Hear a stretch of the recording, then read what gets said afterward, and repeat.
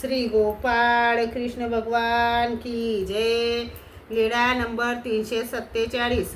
तुळशी वाहने सर्वज्ञांचे जेवण झाले, बैठकीवर बसले होते तेव्हा सौभागा भिक्षा करून आली आणि कृपा दृष्टीने बघून पवित्र करण्यासाठी सर्वज्ञांना झोळी दाखवली।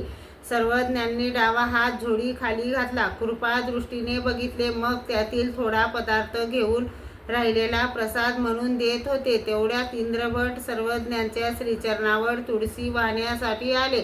सर्वज्ञ म्हणाले, काय इंद्रिया, देव पाहत आहेत काय? देव पाहत आहेस काय? हो, सर्वज्ञ म्हणाले, देव असा आहे? त्याने म्हटले, जी जी, देव असाच चांगला। काय इंद्रिया, देव?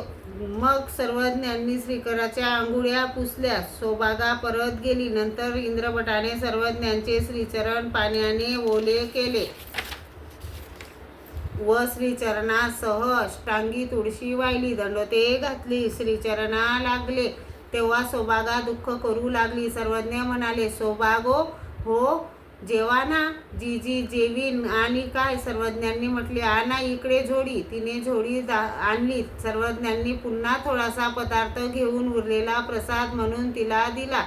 मग सर्वज्ञ म्हणाले, घ्या आता जेवा जा।